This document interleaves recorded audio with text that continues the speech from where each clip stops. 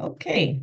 Well, welcome everyone to today's meet and greet. I see a lot of familiar faces, but if someone hasn't been to the meet and greets before, the meet and greets is a space that we hold and that we've held for several years now since GNPT started.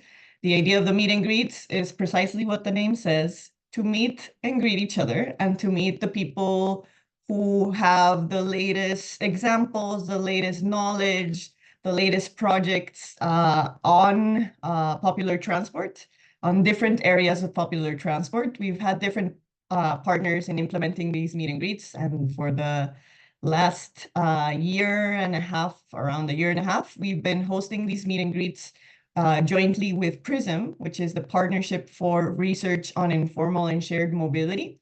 It's funded and supported by VREF. Jackie here is the coordinator of that partnership. And we have Hayne from WRI here also from the research partnership. And we engage also with other people from the GMP team network who are doing amazing work on pop transport. So that's why here we have our colleagues from Transport for Cairo who will be speaking a bit later on the work that we're doing on climate action and decarbonizing and making pop transport more sustainable. So we wanted to talk about climate action in the pop transport sector.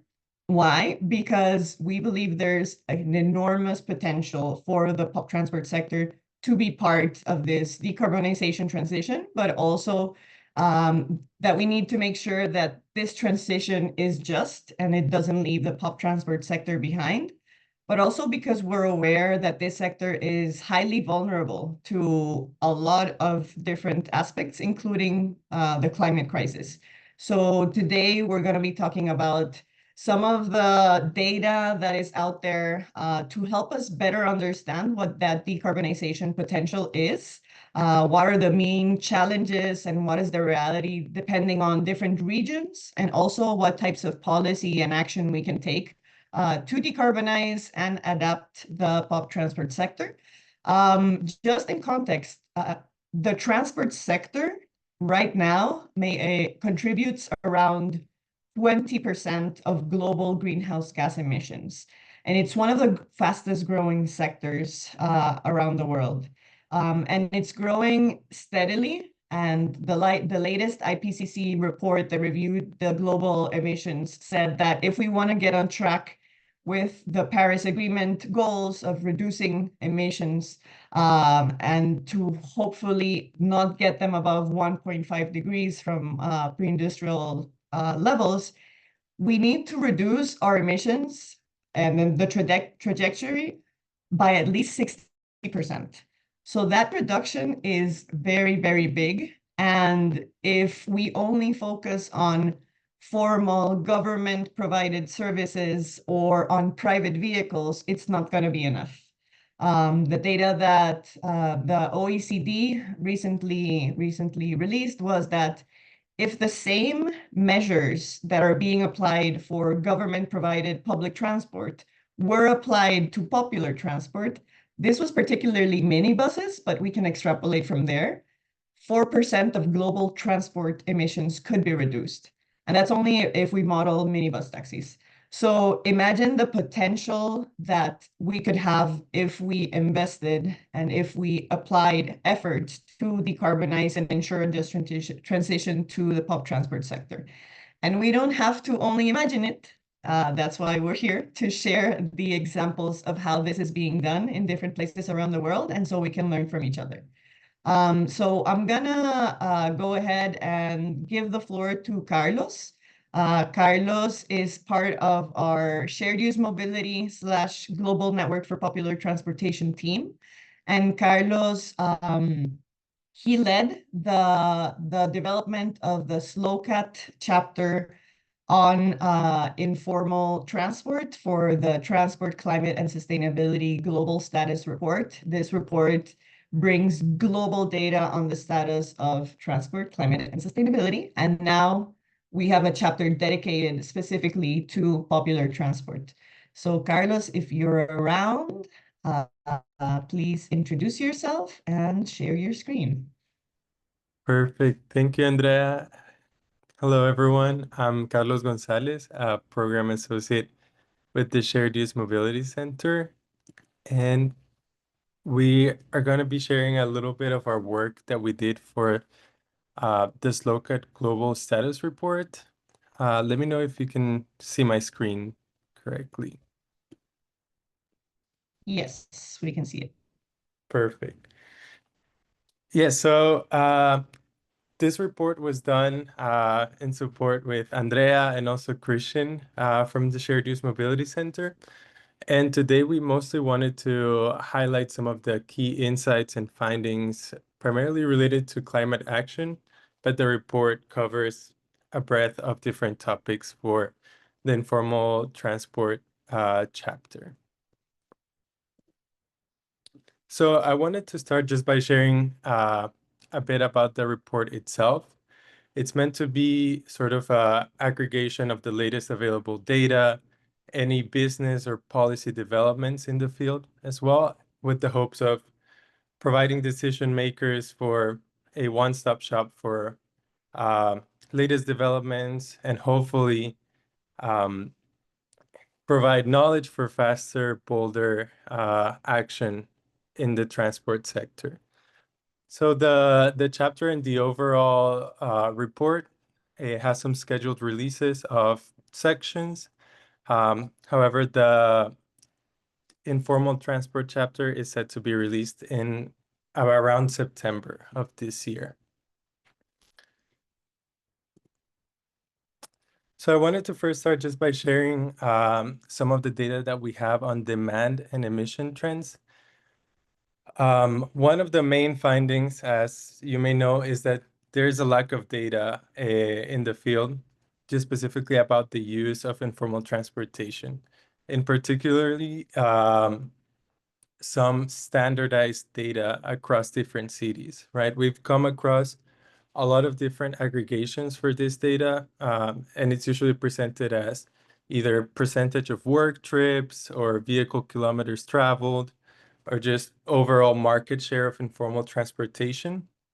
But here on the right, you may see some of the cities that we included on the report. These mostly come from the Mobilize Your City sums, as well as some other sources. In this year's edition, we found that amongst these cities, the average was about 48% of trips or vehicles kilometers traveled were done using informal transport, with some cities having more than 70% of all the trips done through informal transportation. One of the main and key insights from this data is also the considerable differences in the use of informal transportation and also the share of emissions that this represents. So I want to point your attention to Ambato, Ecuador, and also Dakar, Senegal, which have about about a similar share of trips, about 34%. However, the share of emissions that informal transportation represents as part of the transport sector is vastly different. And this is sort of related to both the age and the modes that are dominant in those areas as well, with Ecuador having some newer minibuses. Now for some modal and regional insights. We've noticed that two and three wheelers continue with the trend uh, of dominating this market in Asia. Digitalization and integration efforts. Some of the apps, Uber, Gojek, have fostered both electrification initiatives and also the market for two and three wheelers.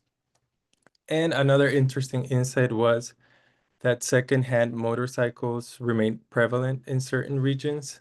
This insight comes from the Lubyansa Research Group quarterly reports, which is a resource that I would invite you to check out. These are observational studies carried out in Uganda. Um, and through their observations, they noticed that more than 50% of the boda bodas in the region were secondhand. And they also provide some other interesting insights, which I think are interesting when evaluating other things such as digitalization and integration. One of them is that 1 out of every 3 drivers use some form of social media, which is an indicator of how digitalized some of the actors in the sector are. With regards to minibus taxis, they remain the backbone of urban mobility in many cities. 70 to 80% of work trips in some cities are carried out using minibus taxis, as we saw with Ambato, Ecuador, and also South Africa as well in some cities. They have a huge potential for emissions reductions, in particular due to some of these being older vehicles. One of the case studies that we shared was Mexico City scrappage of old buses. And in some of their data, they shared that the average age of those vehicles was more than 30 years, which, as you may know, are going to be more polluting vehicles. Lastly, for other modes, we noticed that for boats, clandestine taxis, and pickups, the data remains a lot more scarce. And this is particularly due to, as some papers highlight, the dynamics and relations between operators, uh, researchers, and also government entities, potentially related to the level of formality of the service. Most of the data that we found for these modes comes from journalistic reporting, observational studies. One of the case studies that we shared was the Gulf of Fonseca boats around the region of Honduras, Nicaragua, and El Salvador in Central America, where on average 400 people were using the boats per day to travel within the area between the islands and mainland Central America.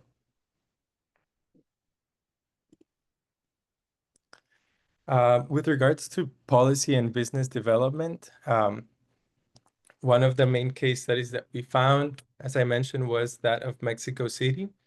Um, a part of this was the Aztecas corridor, which is part of a bigger citywide effort for scrappage and replacement of vehicles.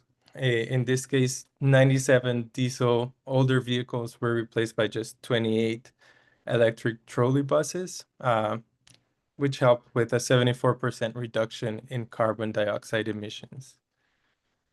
Similarly, some of the government incentives, FAME 2 scheme in India, which has now aided in reaching 6% of overall vehicle registrations for electric rickshaws. And something interesting that we've seen is that when these countrywide efforts are implemented, also individual local governments are incentivized to implement a lot of these programs themselves. So we hope to see some of that traction continue as well. With regards to private sector initiatives, as you know, accessible financing remains a big challenge, but we've seen a lot of interesting initiatives come up. For instance, in Kenya with pay-as-you-go leasing for e-matatus, Green Wheels in Africa, which are providing fixed income for the drivers and also the vehicles as well.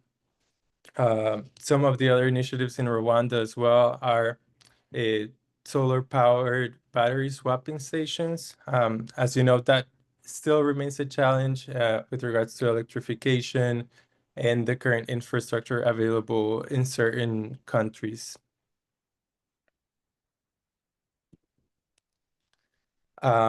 Lastly, one of the main topics that we discussed was recognition in NDC, or nationally determined contributions. And we're happy that Somalia recently announced also that they included a goal to promote electric and energy efficient vehicles, specifically tuk-tuks. Before that, we had only seen Uganda and Angola sort of consider or briefly mention informal transportation in their NDCs.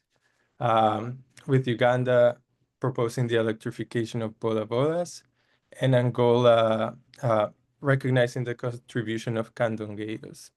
Um, Andrea, I don't know if there's anything you also wanted to share about that part.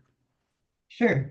So the importance of having pop transport in goals in the NDCs is key so that we can get support and leverage funding and technical assistance, et cetera, for to continue the work of decarbonizing, changing technologies, supporting the workers, et cetera. Right now, we're right now at the in the process of different countries updating their nationally determined contributions, which are essentially the contributions that each country commits to reduce emissions and adapt to climate change, and they're required to update these contributions and these intentions every 5 years. So we hope that more countries will have included pop transport in these 2025 versions. Only a few have already submitted, and we're glad to see Somalia having included tuk-tuks there. And that's also the reason why we jointly with Transport for Cairo developed this NDC template to provide guidance and examples to countries on how they can include popular transport in their new NDCs. So this is only the start of seeing more countries include this in their NDCs. And once it is in a national policy as the NDC, and it's also an international commitment, there's also the opportunity for countries to leverage funding and leverage support to actually be able to achieve these contributions and this commitment. So that's why it's so important that they are documented in the NDC, because that's how they can afterwards go to their regional banks or work with international cooperation and say, hey, this is a goal for me to decarbonize my economy and my transport sector. Can you help me implement these goals? Or is there a way we can set up a facility to finance the electrification? Or is there a way we can have technical cooperation to support in the shift in business models, et cetera, et cetera? So that's why it's so important that these are incorporated in the NDCs so that policy can start coming down into actual actions on the ground. Thank you, Andrea. Last, I just wanted to share some brief gaps and next steps that we found in this work. Primarily, for me, it was data and standards. Um, as I pointed out in the beginning, there is a need for standardization of data collection, right? Mobilize Your City recently put out a new tool and just some more guidance on how to integrate informal transportation into GHG calculations, which, as they mentioned, if not done at all or appropriately, can lead up to a 40% oversight in these calculations. Similarly, is the understanding and the impact of digitalization and integration. We saw primarily with the 2- and 3-wheeler market how the use of apps, the integration of informal transportation in apps has helped the market, but there is currently a lack of understanding of just what share of vehicles, right, are used for this purpose. Lastly, and one of the main challenges is accessible and properly designed financing. Uh, and just to provide better understanding of what do operators need, how can local governments support this, and also provide some more guidance to any private initiatives that are helping achieve this as well. And yeah, thank you so much. This was a brief overview of the report, which we hope that you will get a chance to look at in the upcoming months. But this is, as you know, the second edition of the informal transport chapter. If you haven't had a chance yet, I would invite you to go check out some of the information that is already available in the SLOCAT website as well. Thank you. Thank you so much, Carlos. Um, we really wanted to share this information with you even before the final draft of the chapter is released, because I think it's really exciting information to frame this conversation, right? In really understanding if we want to decarbonize transport in a city like the ones we saw in the graph, well, this actually has the potential to reduce up to 40% of the whole transport emissions in that city.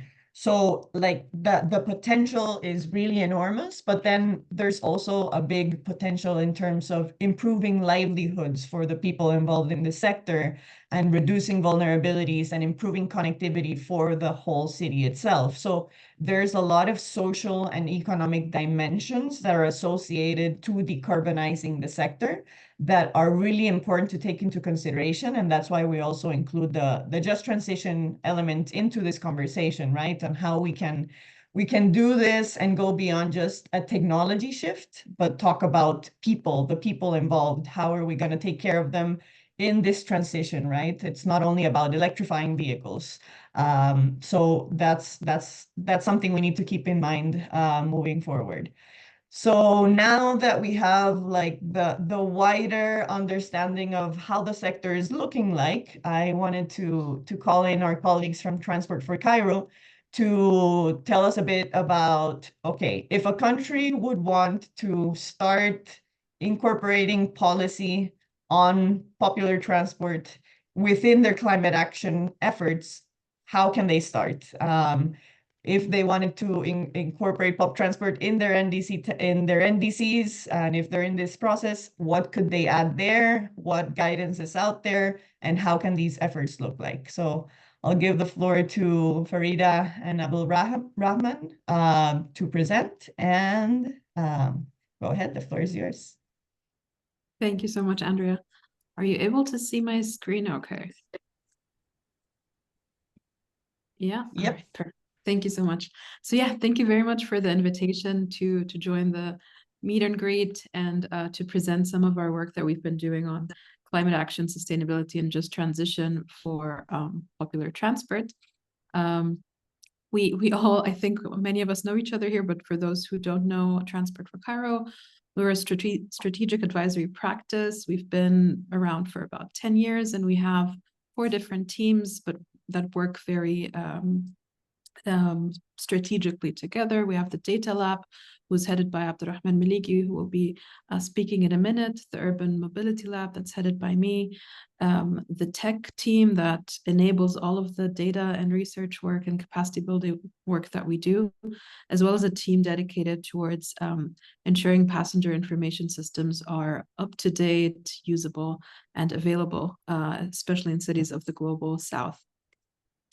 Without going into too many details, I wanted to highlight the relevant publications that we've recently put out that are talking about today's topic, specifically, the climate dimension with regards to popular transport. And in chronological order, perhaps we, together with GNPT and with the kind support of Tumi, and I'm glad to see Keisha online as well, we've put out a background paper establishing the link between the climate discussion and popular transport in the global scene. And then we've developed a template, a global NDC template for popular transport. And on the far right, you will see our latest publication, which just came out, that aims to localize these recommendations that we've put out to the context of Cairo. And Reda will jump in for a minute to explain about that before we then head off to hear more about data projects with Abdurrahman. So the NDC template, the main objective here was to, as Andrea hinted earlier, to recognize that there is very significant decarbonization potential for the popular transport sector within the overall transport sector. And the reason being that we saw that many of the national policies and strategies don't include popular transport targets, and they're more often, if at all, found on the local levels only. The template, as I just mentioned, is a joint effort, and the objective also was to make sure that it is used as a reference material for countries in preparation of their NDCs 3.0. We had a very rigorous methodology there where we established a case studies group, an advisory committee, and a peer reviewer group. And I'm very happy to also see, of course, Jacqueline with us and Hein with us, who were part of the peer reviewer group. In total, we consulted over 20 experts, combining both the climate angle as well as the transport angle, and especially also people who had this advisory role and strategic background with dealing with national governments feed into this NDC template. As you may have probably heard, estimates from GNPT show that 70% of road transport trips are done using popular transport, and therefore enormous potential to reduce emissions. Also, the study Andrea just referred to, about 12% of emissions would be able to be reduced if we would apply the same amounts of improvement measures to minibuses as we do standard buses. And with that in mind, we really wanted to, basically put some recommendations out there on how to decarbonize popular transport. Looking into the NDCs that had already been submitted, we saw that there were only 2 countries who have mentions or actions towards popular transport, with Angola mentioning, and Uganda basically calling for the electrification of bodas, which I believe Carlos also hinted at earlier. However, when we compare this to NDCs related to public transport, for example, there's a lot more to be done there, and that called for having this NDC template. Further, we wanted to make sure to join an overall sectoral effort. So in the past year, a number of transport templates have been published by different transport organizations that are also advocating for more sustainable mobility. So there was the active travel template by the PATH Coalition. There's a rail NDC template by UIC. There's a public transport template by UITP. And then after those 3 had been published, we basically worked on the popular transport template while following the same structure and assessment guidelines they had. And then these 4 modal templates were basically combined and presented in a more comprehensive and strategic way in the ITF guide up there on the right. But basically the assessment is very straightforward. And that is also what helped us in structuring the NDC template. Do NDCs mention popular transport? Who oversees the process of working on the popular transport sector? Are there any clear timeframes? How ambitious are the targets? Do we talk about mitigation or adaptation? What are the concrete actions? Is there a funding plan? And are there some monitoring and evaluation frameworks available for the targets and actions or not? We came up with a vision statement on how we would imagine popular transport to be, and based on that, on a number of objectives that then guide the actions and recommendations that are presented. The 4 overarching objectives are data collection and maintenance. So if we don't measure the popular transport sector, then we won't be able to improve it. And that is, so to say, a prerequisite for doing anything related to the popular transport sector. Secondly, recognizing and integrating popular transport services. More often than not, governments are more concerned with launching or deploying modern public transport services and completely oversee or choose to ban popular transport services. So here in the template, we basically call for recognition and acknowledgement of the services that they provide, their importance, and the fact that they have been doing so without any government support most of the time. And we then call for different ways that these services can be integrated to become more professional, to become more aligned with also the expected quality standards that perhaps the government wants to push for. And of course, clean vehicles. So how do we phase out these very often old vehicles that are used for popular transport and gradually phasing out ICE-based vehicles? And also quite important is, of course, just transition and adaptation. So making sure that the transition is quite inclusive and fair, considering the well-being of not only public transport workers, but also users, and reducing the vulnerability and that they face, and that is an actual, not just threat, but a current reality in the face of climate change. And basically after we published that, we went straight into advocacy and capacity building, where through a UITP workshop, we already started disseminating and advocating for these actions with the local transport authority in Cairo, the Land Transport Regulatory Authority, who are currently in the process of trialing and building a BRT system on the ring road. And there, the narrative was basically, we will ban all of the microbuses currently serving the ring road and replace them with BRT. And through this training and other advocacy activities, we kept, trying to advocate for more integration and recognition. And now the narrative actually changed to, we will not ban them, but we will use them as feeders to and from the ring road where the BRT will operate. So small win, and hopefully more to come. Further, I mentioned there's a new publication. Reda, I see you're online. If you could jump in, say a quick word, and then we hand over to Abdurrahman. Yes, thank you, Farida. So very quickly in this publication, we were able to maybe take it another way through to the NDCs. So we basically performed a localization activity of the different templates, including the GNPT TFC template, where we were trying to see how the upcoming NDC could apply some of the guidelines mentioned across the different templates. And how we did that is that through three main recommendations. We had a set of 26 recommendations for the government that hopefully, fingers crossed, they could endorse in the upcoming NDC.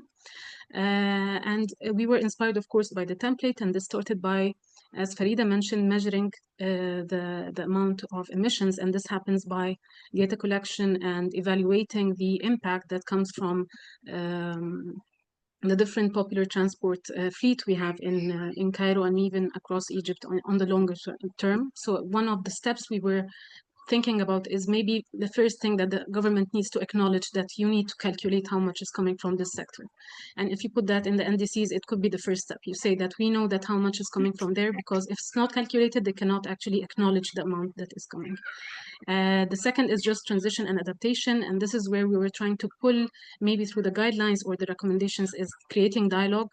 Like Farida mentioned, it's a win that they would say that the popular transport will act as feeders, but there is more dialogue needed when it comes to working conditions and the labor regulations that happens when it relates to this kind of service.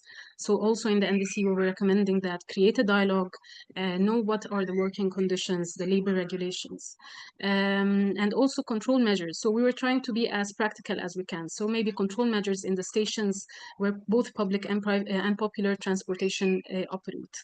And finally, the clean vehicles, and maybe Egypt had previous experiences with that. So we were thinking about maybe put this in the NDC, add an enforcement mechanism of vehicle renewal plans for popular transport. And when this becomes part of the NDC, it could be easier to advocate for, get financing for. And of course, this comes as part of us putting the guidelines out there, but it still needs the government to endorse these kinds of recommendations, to put them there in their NDCs, which we hope they would by the end of this year. Back to you, Farida. Thank you, Reda. With that, we jump right into Abdurrahman's part. Please go ahead, Abdurrahman. Thank you, Farida. So we're going to talk about two use cases from Cairo and Maputo from recent work we've done using data in the context of just transition. And we start with Cairo, the case of Cairo, which Farida just mentioned, and Ring Road BRT, which is currently in its first phase of operation. The Ring Road, as you can see, it's huge. It's almost like 8 lanes on each side. So the BRT is supposed to go circular on the full Ring Road. That's about 120 kilometers in length. It encloses or encompasses inner Cairo and inner Giza. So you're talking about maybe 20 million, the population, around 20 million people. Currently, from the images on the right, these are the kinds of feeders slash modes that operate on the ring road. We have like those pickup trucks, we call them boxes, but mainly the image on the bottom, the microbuses, which some call matatus and minibus taxis, the 14-seaters, and tuk-tuks, auto rickshaws. Next slide, please, Farida. So the mentality before the BRT, before our study and before the BRT project implementation from the Ministry of Transport, the public statement is there will be no more subsidies for public transport in Egypt. The tickets won't be subsidized anymore. And also in regards to the BRT on the ring road, the Ministry of Transport declared that there will be no microbuses allowed to operate on the ring road once the BRT starts operations. Next slide, please. So first finding from the study we did, 151 microbus routes overlap the ring road with over 3 kilometers. So we're talking about routes that will be severely affected, and there were more, but those are the ones that traverse the ring road for a longer distance. Next slide, please, Farid. Also regarding the user experience before the BRT, this is how it looks like. So people wait on the side of the road, which is a highway. And you can see also the feeder modes, they have kind of like a small terminal on that highway, which you have vehicles going on very high speeds. These are the kinds of entrances and exits on the ring road, because again, it's a highway. It wasn't supposed to have any pedestrian activity, but people make these entrances and exits because of accessibility and the need for better mobility. So these makeshift wooden ladders is another example where the ring road is elevated. So people do make these kinds of steps. Of course, no safety whatsoever. When we did passenger surveys, over 10,000 passenger surveys for people using the ring road across male, female, low-income groups, all groups agree that cost and fare is one of the top 3 considerations. So that's the context here in Cairo.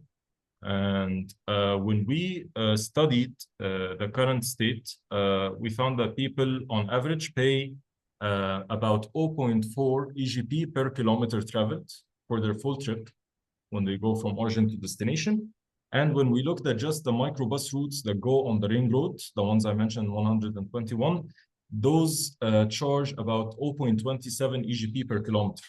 The difference in number comes from exchanging different modes. You take more than one bus, and so you pay more and so on. Next slide, please, Farida.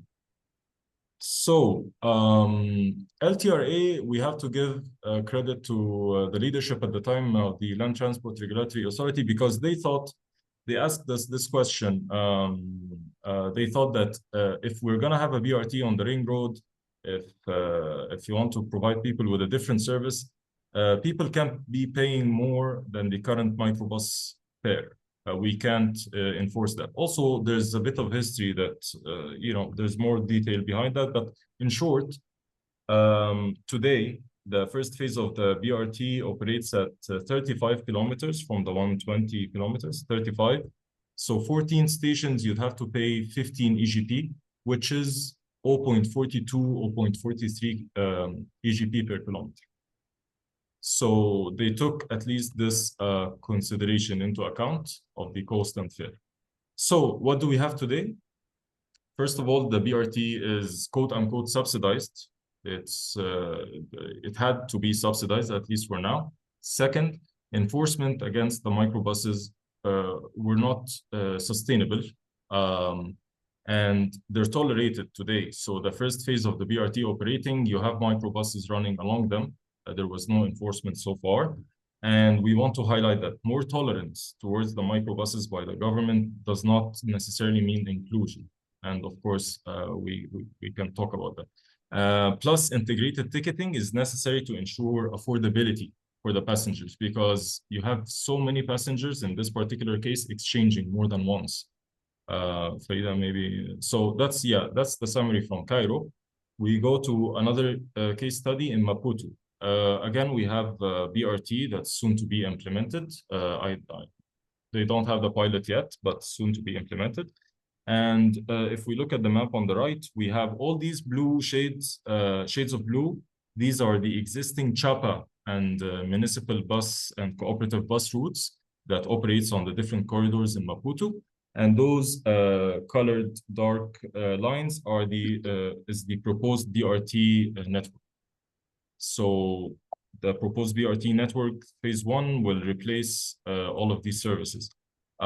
So what we were tasked by the World Bank, and we collaborated with the GLI, Global Labor Institute, on this. We were tasked to find out the market share and asset ownership of the existing operators. That's one thing.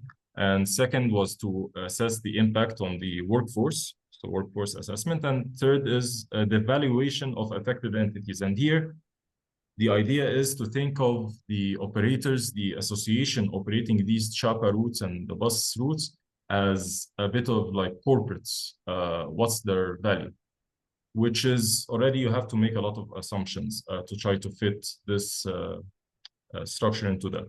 So yeah, what we did, what we know how to do best is we assessed the service level from the ground, from the field, and we calculated the revenue from operations, route by route, on the weekday, on the weekend. We combined this field data with questionnaires and focus group discussions made with the operators, with GLI, to find out the revenue per driver. So we start to look into the operators' daily and annual revenue. Next slide, please, Farid. But we're talking revenue, we're talking income from ridership. But when we go into the details, as GLI did, just this example, we look at okay, what are the operators paying as expenses? And we see that you have so many variabilities. Every single person you talk to, either they are a driver owner, or they're an owner of a couple of fleets, or they're just for hire drivers. And then they pay, some have loans, some have to pay like bribes for the police or parking. So many variables that you stop here at trying to quantify the profit, which is the valuation, so to speak. So next slide, please. So in short, this attempt at trying to compensate or trying to integrate the existing operators, at least financially, some things were feasible, such as the estimating the ridership, estimating the revenue, but the representation of individual operators, those that didn't belong to associations, those were not represented. So it was very hard to represent, to include them in these figures. The operating expenses, as we mentioned, were very variable. And so we were not able to come up with figures for profit. And this also has to do with the difficulty in mapping the assets, the vehicles and the other kind of assets that they have. So quantifying the value of popular transport operations, while it's possible, but you have to make very conservative, you have to be very conservative about estimations, and you have to have a very high degree of sampling in the interviews and the field surveys you're doing. And it's non-scalable in our opinion, or maybe it's scalable over a long period of time. So from those two experiences, our conclusion is this for now. Just transition as a term for popular transport, it's still a maturing concept. We're still learning there. Number two, while data is very valuable, but it cannot replace the need for comprehensive stakeholder consultations, which takes time and effort. It's hard to quantify everything.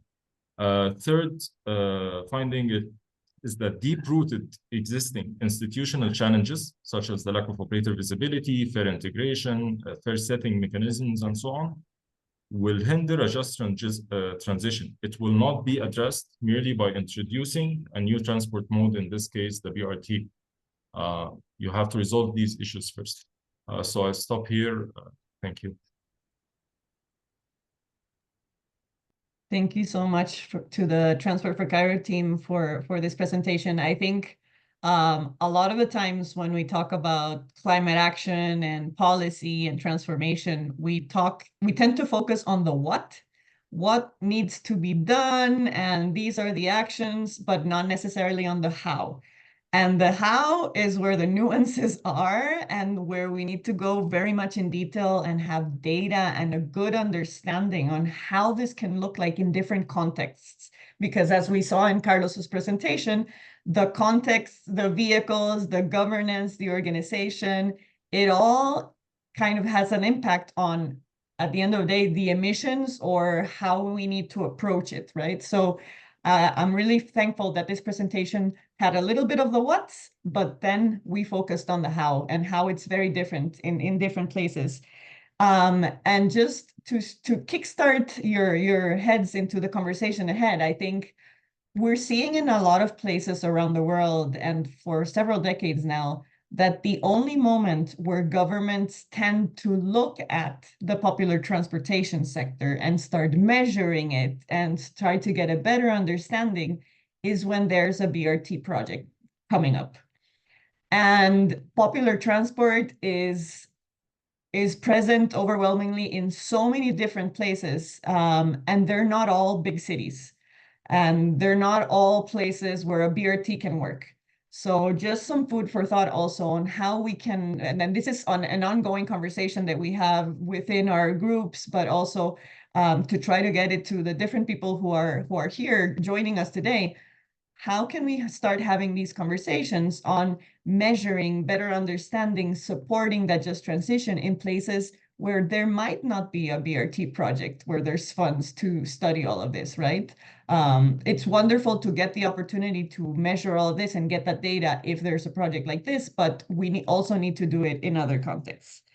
But going beyond that, usually when we talk climate, the center of the conversation is mitigation, right? How can we reduce emissions?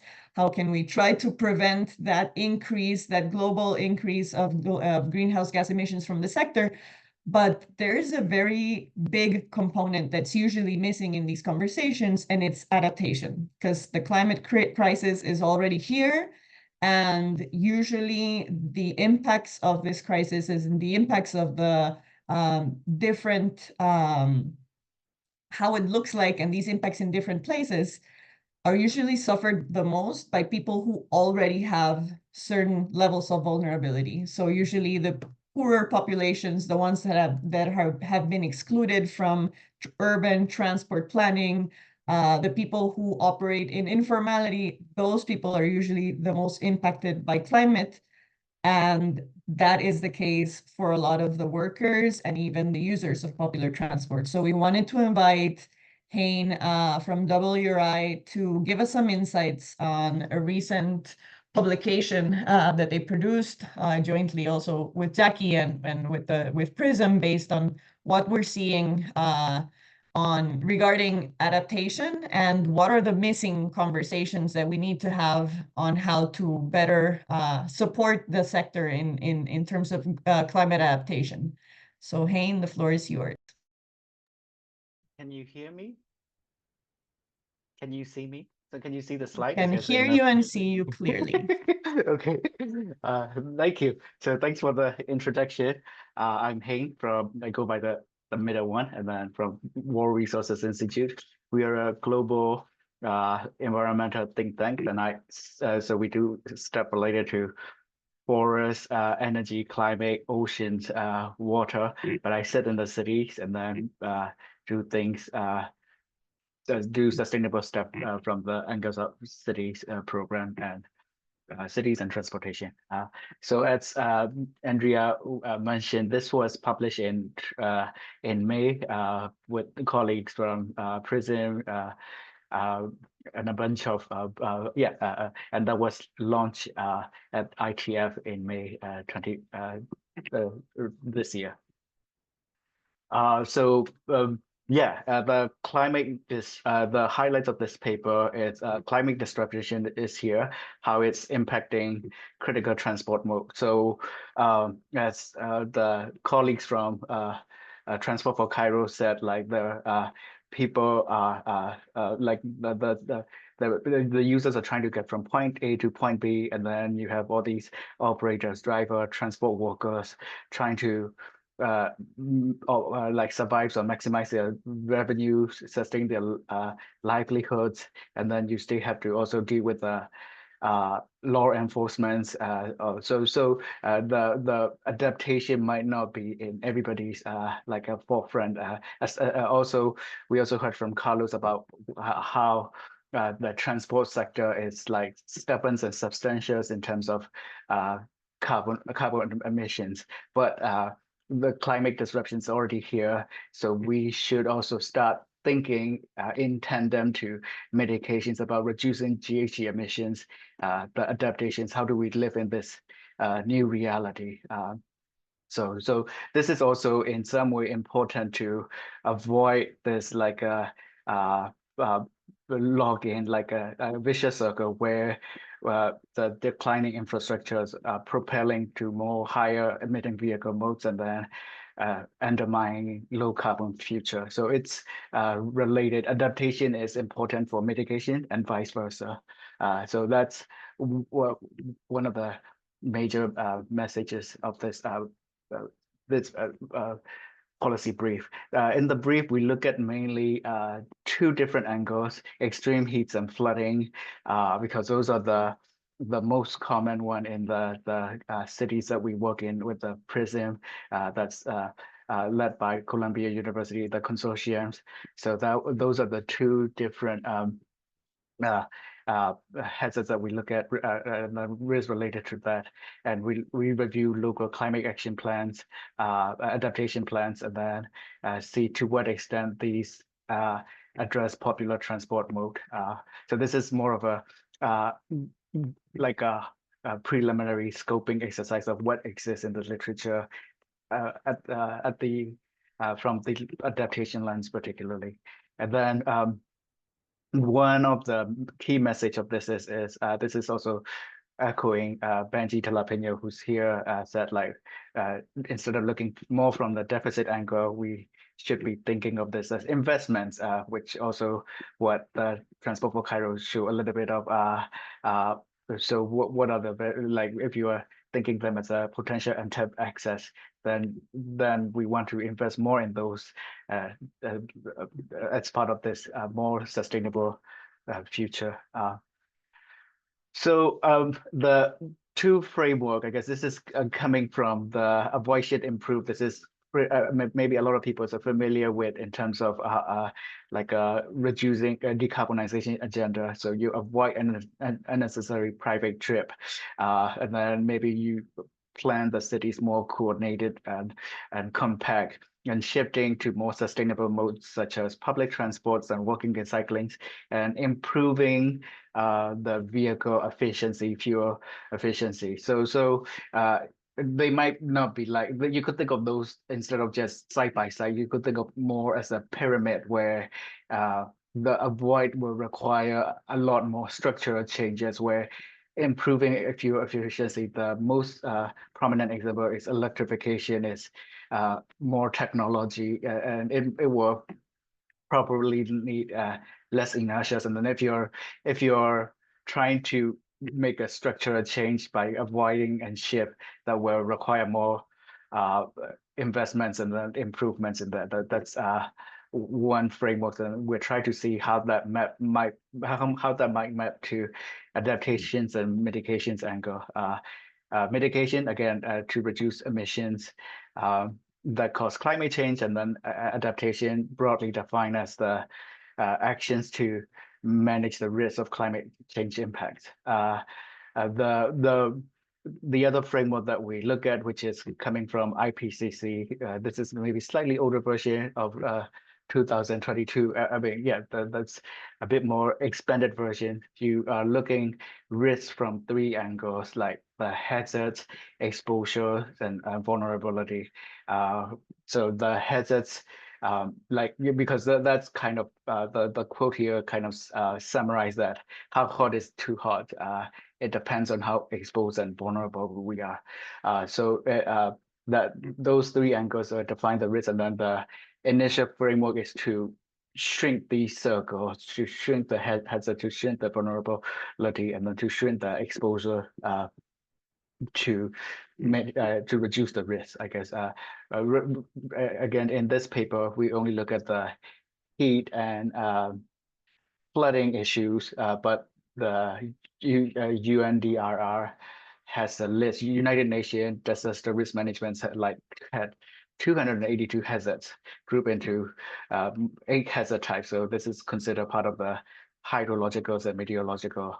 But there are other issues like biological COVID. It's a good example. How do we make sure our transport systems are resilient to these different types of hazards and risks? We did kind of do some of like tracings of how extreme heat might be impacting this popular transport. So we divide that into 2 different big categories, like how that affect the infrastructures and access, and then how that might affect the health and operational impacts.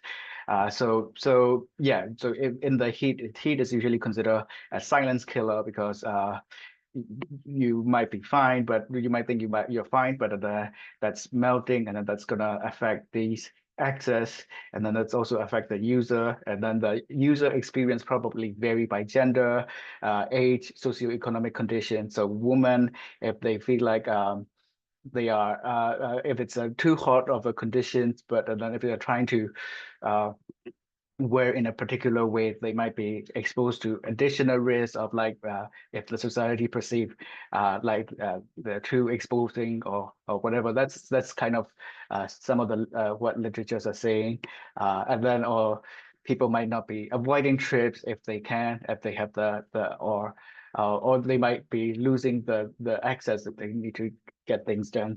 That's same with the service providers. That's broadly defined, and the revenues might be decreased. There might be a mode shift, and then that's causing going from these buses and minibus to maybe more private vehicle. That again, that will affect the lower carbon future. So and then there's also a difference between 4-wheelers versus 2-wheelers. Again, this is like a high level mapping, and then a more detailed research in specific locations is needed to better understand all these different dynamics and distributional impacts on different user and access. Flooding is more complicated in terms of modeling than heat, I was told. But again, it's the same, the mapping here and how that might affect into the whole ecosystem, looking for from the infrastructures and the operations and health and well-being of the user. These researchers stay very new recent. There's only a small group of people doing the research that we could find. Like in the Philippines, there were studies about how how users I think it was in Manila, not just jeepney, but all the different modes, looking at how the user mode shifts or not shift depending on their occupational status. So there are a few studies, but it's not as the literature is not as large as say electrifications, which partly because the transport being a huge, what Jackie's was steppins and substantial in terms of trying to decarbonize. But there are slowly but growing research on the adaptation center in the transport sector. So these are summary of some of the climate action plans that we look at. These are the 7 cities that the prison lab have like a university base, and then the local scholars help us with collecting these documents and also give inputs to us. So it's been enriching and edifying experience. So again, we look at in these documents, are there any medications in adaptation, the split, and then if there's like a specific descriptions of popular transport. Those are the 2 main things we look at in these documents. as you can see, it varies in terms of how the popular transport is describes or recognized. In Accra, Cape Town, Mumbai, there are recognitions of the sector, and then there is also plan of what that means for the future, like Accra, for example. There is a plan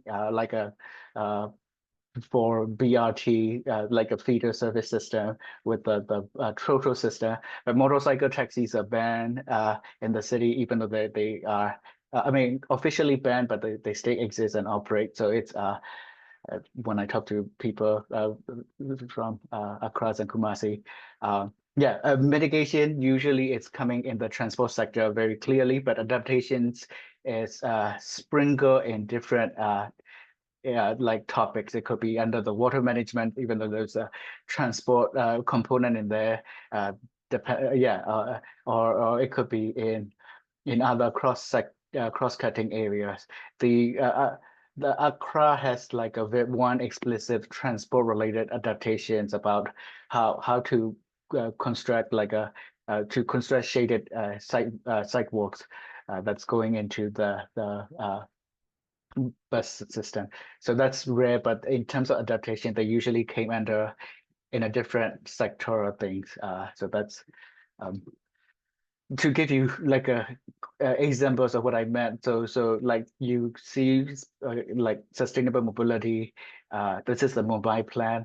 You see what most of these are related to medication plan, but and then you have all these different pieces that might be related to like a transport adaptations in the other different sectoral priorities. This is the land surface temperatures of this one from the climate action plan. One major criticism of this Mumbai climate action plan was this boundary. This is the boundaries of the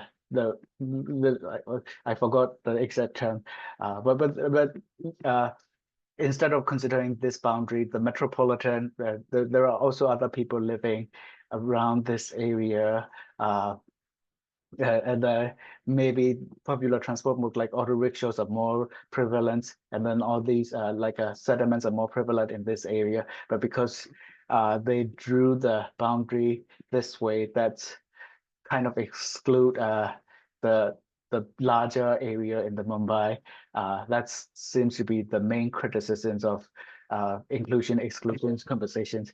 Even though this is one of the most well done climate action plans in terms of stakeholder engagements, and then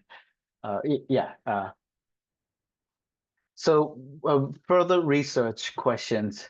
And we'll talk about how, but I think in this case, we're trying to understand about the different impacts and interactions.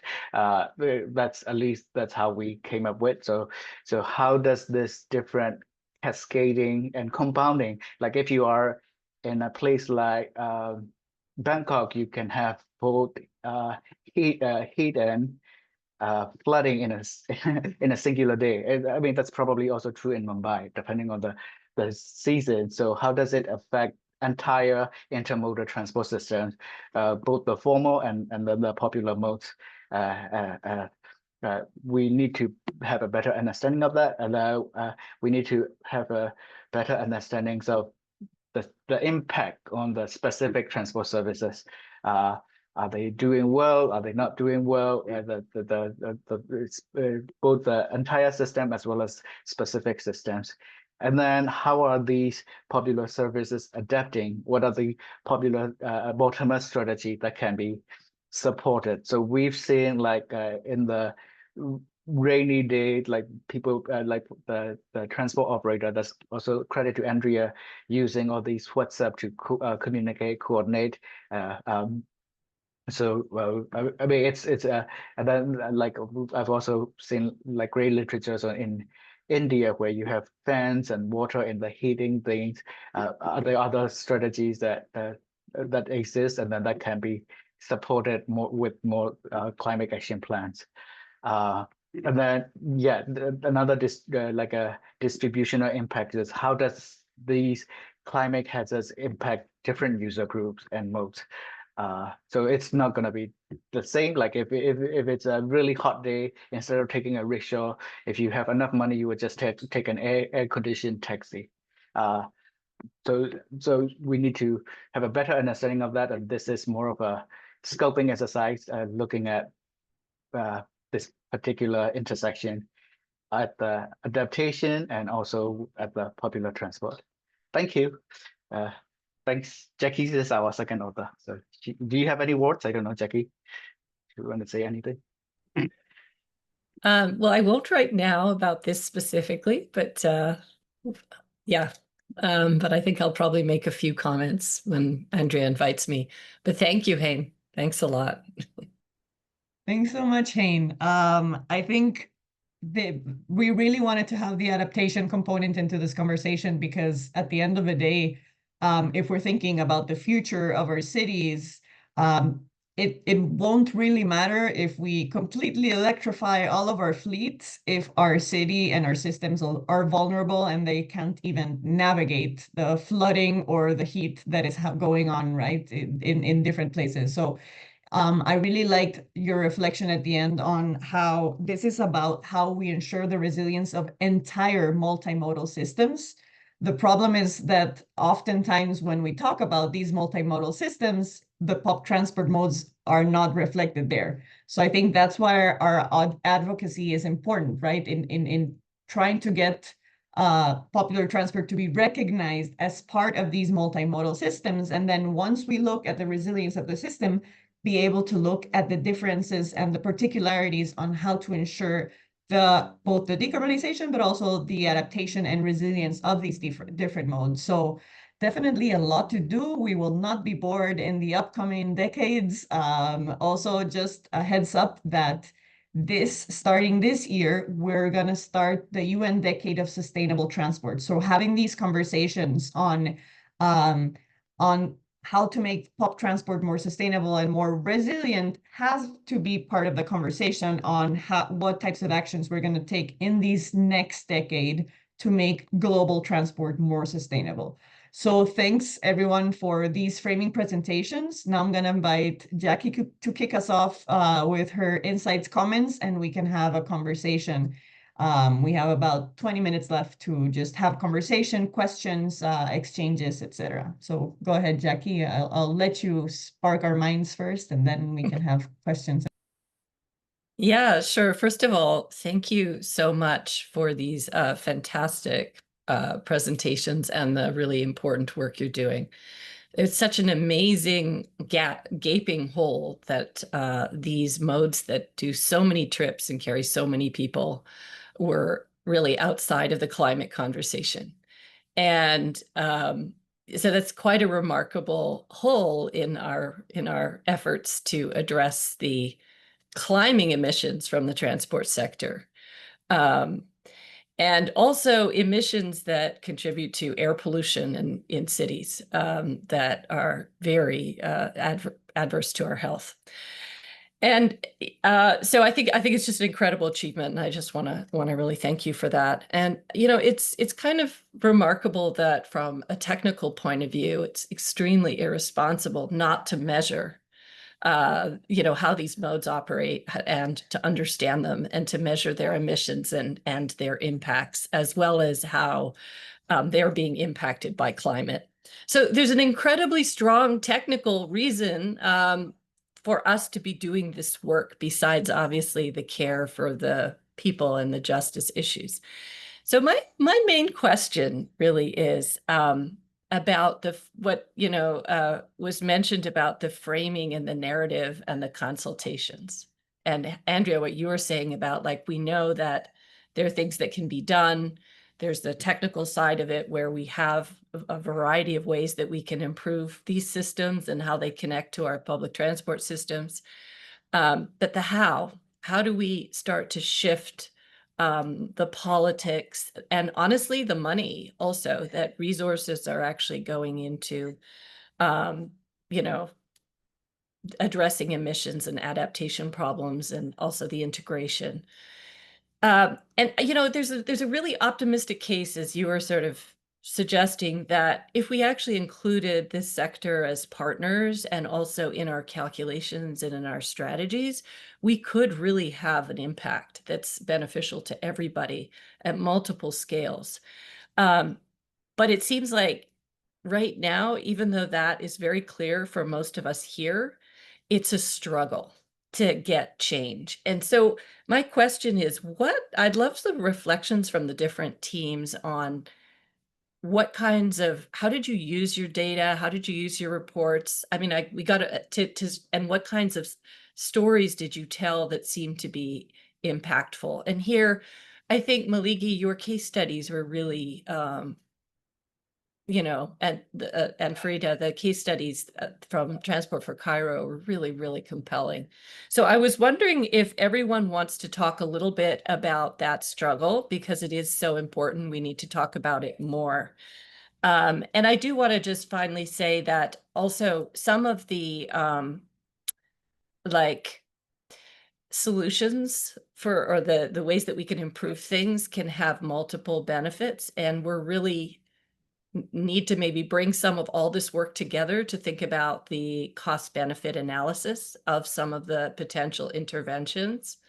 And I want to make a plug for air pollution. I think we need to start connecting to the air pollution community, because in many places of the world, that really matters to people, the fact that they're getting respiratory illnesses. It's very immediate, whereas climate is much more abstract. So I'm just going to stop there, and I'm just going to throw out the framing question to start our conversation, and then people should feel free to put a lot of questions in the chat. Let's see what we can get out of the next bit of time in terms of a really nice conversation. So again, thank you for this really, really important work. And maybe Maliki, I don't know if you, or Farida, if you wanted to start on the question of framing and narrative, and how did you shift, you know, the powers that be and get them to actually modify what they were doing based on the work you were doing together.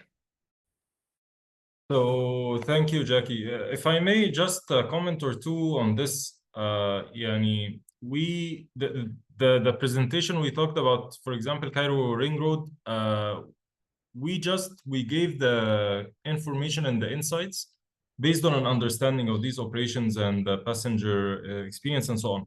However, something like going back on not subsidizing new public transport projects, this comes from other experiences that were faced by the government. First of all, there was the launch of the light rail train a couple of years earlier, and the ticket price was X. I don't remember how much exactly, but and it was not subsidized, and there was no ridership at all, and it had to be cut in third or something like that, and people started using it.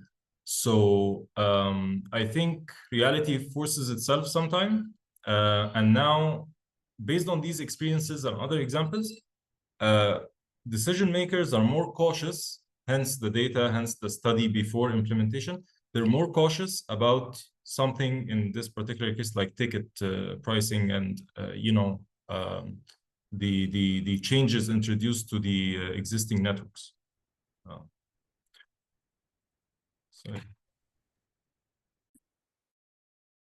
Yeah, if I may also jump in, I wanted to reflect on one of the points that Maliki mentioned towards the end, the concluding remark that as long as you have initial regulatory challenges, these will remain, even if you add in new, more modern public transport services. So one reflection is that inherently popular transport services, the regulations there are a bit challenging, because in fact there are two authorities involved. So you get licensed, at least in the case of Egypt, you get licensed by the governorate. However, the entity that is actually responsible for public transport services that are more formal is the Ministry of Transport. Both of these don't necessarily talk together. And for the governorate, licensing these popular transport services is very often a money-making business. So they don't see it as a public transport service that needs to be subsidized or where operators need to be compensated, but in fact it's a means to an end, so to say. So I think one of the main things that we need to focus on a bit more is to like really reconfirm that public transport is a public service. It needs to be provided by the public sector. It needs to be compensated for. And at the same time, this notion that as long as the quality standards aren't up to date and up to the user needs, please don't expect the situation to change. Like you can't keep talking. I mean, very often we know this also, governments don't always see the value of talking about the environmental pollution maybe or the air quality ramifications, but they do very much care about congestion because it has very direct economic impacts. So one thing that we've noticed is a powerful tool is to say, well, okay, if you want to attract a larger user base for public transport services, first, you need to ensure that they are up to standards, that they provide a comfortable experience, that they're fast, that they're competitive with private cars, which very many users do in fact have access to, even if proportionally they don't make up a very large amount of residents in many global South cities. And maybe one last point is also related to the environmental impacts. Age of fleets, that is also not, I mean, regulations often exist, but they're not enforced. And unfortunately, with many foreign exchange crises, as they like to call them here, and inflation issues, the political stance is often then, well, we can't afford to import or to build newer vehicles and to launch them. We would much rather reuse the current fleet. Even if it's not for public transport, we'll sell it off to another, business owner or personal driver. So that's also, I think, a challenge where we're often faced with in global South cities. I'll stop here so other speakers can also reflect. But thank you for the question, Jackie.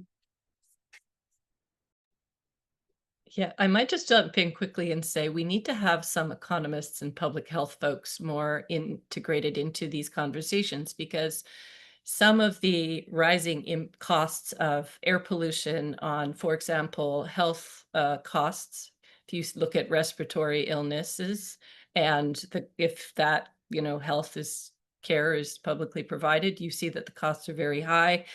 Also, climate impacts can be very high. Crashes is the #1 killer of many people. That's also very high. So I think we're just not doing the cost benefit analysis. And I do think we need to also, I really appreciate you bringing out the used vehicle problem, where often the solution is just banning, imported vehicles in places like Africa. This is a whole area that we have to study, because now as we get more vehicles on the market from electrification, in other parts of the world, maybe there's opportunities to import used vehicles that have much higher emission standards, or, the other opportunity is to,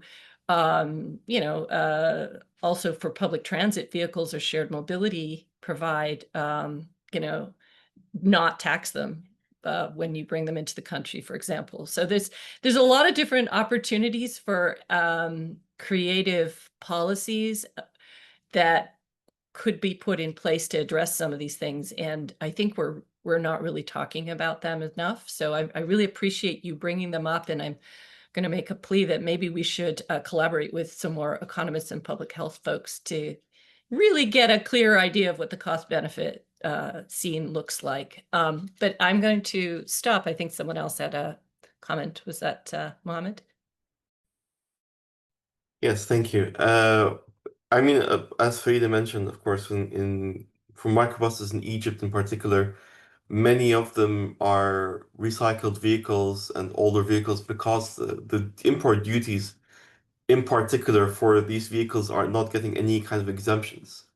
They're treated the same way as private vehicles. And that's also part of the problem, where in Egypt, we don't necessarily produce these kinds of vehicles, unlike private vehicles and buses.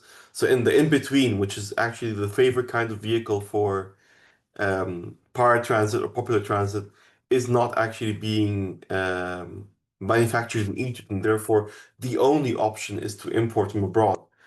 And therefore, yeah, it becomes very difficult for this for people who own vehicles that are very old, who struggle in repairing and maintaining their vehicles to actually replace them with newer vehicles.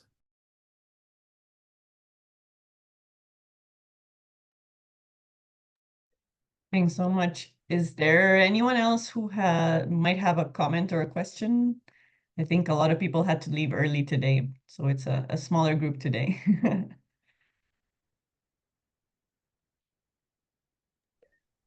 I could just jump in with a quick response for it, if that's Jackie. I okay. know So you always if there's space. Yeah, and I think that this idea of like maybe pushing for, preferential treatment for shared use vehicles could be connected to congestion argument. You could say that if we could make these vehicles much more attractive and safe, and we brought in the newer vehicles, then more people would be induced to use them, and that would help with our congestion problem. So I'm just like, I think that these are some of the things that we need to start exploring more. Ariana,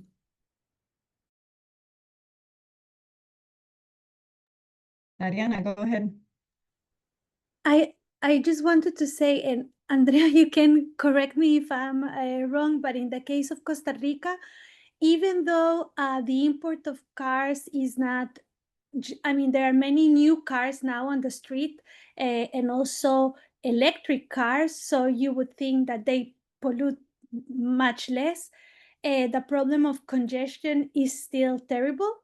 So I think definitely, and there is a widespread feeling of the citizens of frustration with that.